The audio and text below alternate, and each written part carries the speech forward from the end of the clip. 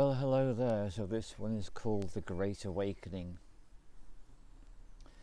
So last night, just before I went to bed, I read a message which had arrived for me, and it simply said pretty much we're all doomed. And it was something that someone was forwarding, a film that someone had put up online, and that took me into a deep place, and I had the most negative dreams I can remember having for a long time, which were all about hopelessness and disempowerment. And I don't want to go into the details because the details don't matter, but the point is I had an entire night of really experiencing these qualities to their utmost. And I woke up this morning, and in my slow gradual awakening, as I was coming into conscious awareness, I made a choice which I quite often make, to deliberately continue to explore the theme of the dream. And often the dreams I'm choosing to do this with are delightful, wonderful in some way, and I wanted to do the same with this, so I did. And so I continued to take the trajectory that the dreams are taking for a while, until I emerged into full wakefulness. And at that moment it was like done, and that felt like such a powerful moment. So here's the thing, we are in the process of the Great Awakening, and this is something that's really hard for humans to understand because it's not happening according to human timescales. And there's all sorts of people out there, so many of them, names I can mention, I won't, let's give them their anonymity. But what I pick up is a lot of different themes and threads along the story of, oh, it's all so terrible and someone's going to come and save us. I think that's what I would like to look at in that sense. And then I was having a conversation with someone. I was helping my niece move house yesterday, and one of the people that was working with us said, simple thing, if you leave it up to other people to be the awakening, then that's pretty poor. What about what you can do? What about the awakening beginning with you and not with other people? And I felt when he said those words, that was prophetic, that was right on the money.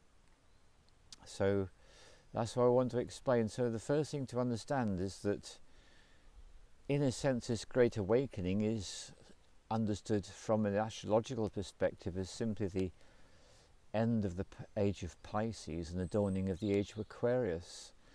And this is where things start to get a bit tricky for humans to understand, because in something like 1969 there was a musical called Hair, and it was, if you like, the musical that went onto the West End stage that espoused all the values of the hippies from the 1960s. It's 67, 68, that's when the hippie movement really took off, but it was a year later. And they had all these show tune songs you'd expect, and one of them is, "This is the dawning of the age of Aquarius." And like so many others, I was completely fooled and bamboozled, because I thought, that meant that we went from, okay, the old way of doing things, so suddenly that's it. We woke up one morning and that's it. It's not like that. The age of Aquarius has been dawning, it could be argued, since about 1904 by one estimation, 1906 by another. So the hippies in the 60s, that's like half a century later, still talking about the dawn. Here we are in 2020, still talking about this Great Awakening. It is still happening. It's just it's not working in accordance with conventional human timescales. We're talking about a 2160 year span for the age of Aquarius, which is part of the huge galactic wheel of the year, which takes approximately 26,000 years. So let's go to another point. 2012, all these hopes for 2012. I remember people saying things like, well, when you want an apple, you just be able to think of an apple and it'll ping, pop into your hand. And then the 21st of December 2012 came and went, and it's like, not happening.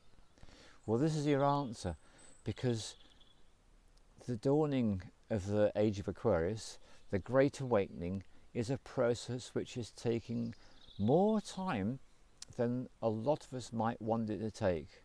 And let's remember, we've all been indoctrinated and programmed by the pharmaceutical industry in terms of resolution of health complaints. You're ill, you take a pill, you get better. Doesn't work like that. Same thing with the Great Awakening. It's not about leaving it to the cavalry to charge in and do all the work for us. No, it's doing the work for ourselves, being here today, now. So I've just been doing mine. I've done a really great meditation, which I've been invited to do by someone I've known for a very long time, very good old friend. And I've also been invited to do something else, which I've been doing as well.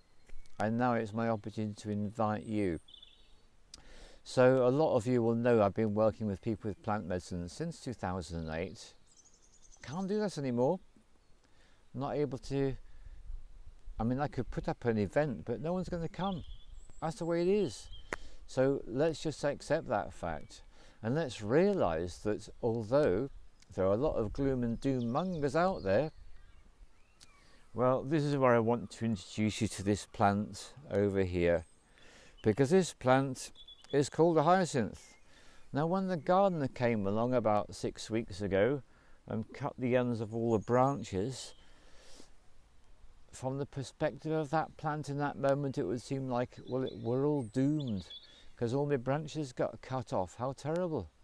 And yet, just a few weeks later, what do we get? We get all these new leaves. And what will follow on from these bright green new shoots of leaves, we'll have growth, we'll have flowers, and in a month's time it'll be hard to believe it was ever cut back because it will grow so strong. And that's what's going on with us all at the moment. So we're having this time to go in, to reflect, where we're staying at home, those of us who are able to do so. Of course, the key workers are continuing, other people continuing. Thanks to them, we get this opportunity to chill, to contemplate, and to ask what really is important in your life. So I've also worked with people shamanically since 2006, and I've been training people since 2012. So I'm making you this offer. This is my invitation to you. If you would like to explore shamanic experiences, if you want to train to become a shamanic practitioner, I invite you to get in touch with me, and I'll give you the email address in the description. If this is something you'd like to do, bearing in mind people are in all different circumstances. I know people who suddenly don't have any money coming in at all. I know other people getting less money coming in.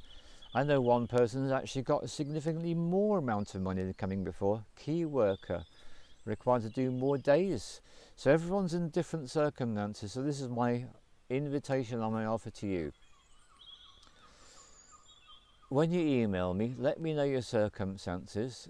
I will give you what the base price is for what I'm doing.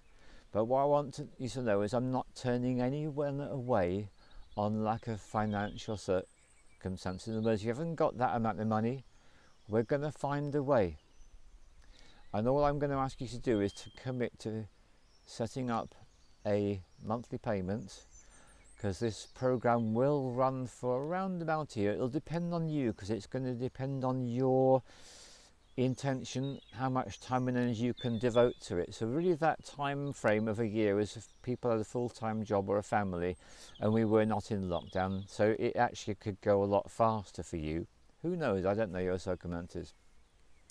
So if you feel a strong calling, and I always say this, in your head, in your gut, and most especially in your heart, then do email me your circumstances and situation, and I will respond back with the information about how this program is going to be delivered.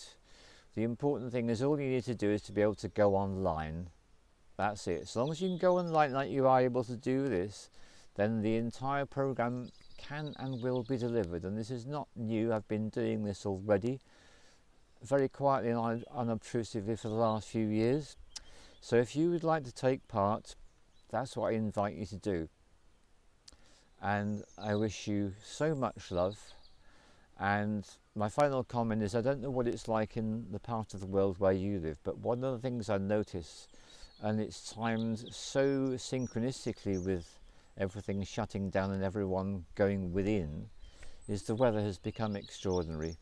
So it's another beautiful day, the birds are singing and the flowers are blooming, and the new life is reminding us that this is the Great Awakening. So I'd love to work with you in your awakening times. Thank you very much.